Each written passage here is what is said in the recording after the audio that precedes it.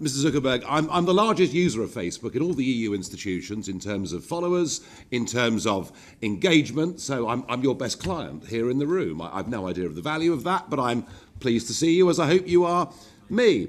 The one slight problem I have, and I'm watching very carefully the testimony that you gave on Capitol Hill.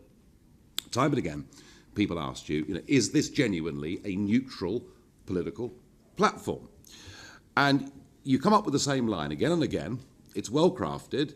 You say that Facebook is a platform for all ideas.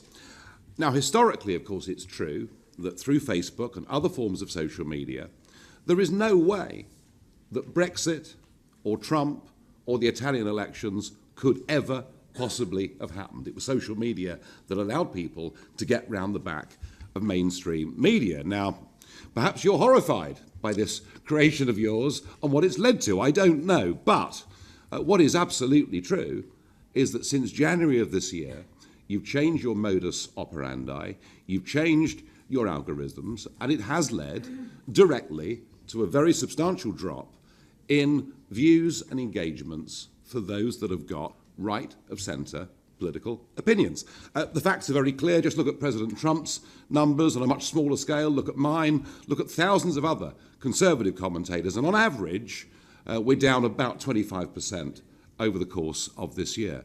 And, that's happening on a platform for all ideas. I'm not talking here, Mr. Zuckerberg, about extremism. I'm not talking about encouraging violence. I'm not talking about hatred of anybody. I'm talking about people who have majority mainstream opinions, and frankly, I feel they are being willfully discriminated against. What interests me is who decides what is acceptable? Who are these people you referred to earlier, these third-party fact-checkers? Who are these people? I mean, why is there no transparency in this process at all? I'm not generally somebody that calls for legislation on the international stage, but I'm beginning to wonder whether we need a social media Bill of Rights to basically protect free speech. And I'm asking you today very, very clearly that would you accept that today Facebook is not a platform for all ideas that is operated impartially? There were a couple of questions about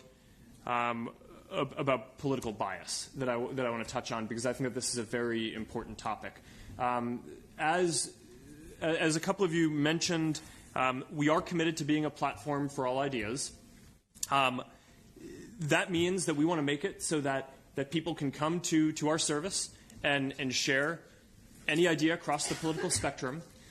It's very important to me that we're a service that allows for a wide variety of political discourse. We view that as a big part of our responsibility, and I can commit to you here today that we have never and will not make decisions about what content is allowed or how we do ranking on the basis of a political orientation. So that's an important philosophical point for me that I'm proud to be able to commit to. There was a specific point around distribution and reduction of seeing people's content.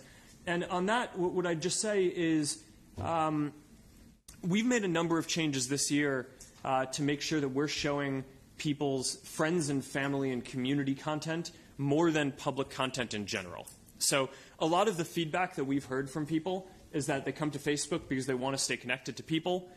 We've also done a lot of well-being research. This wasn't a topic that came up today, but we're very focused on making sure that people's use of technology is good for people's well-being.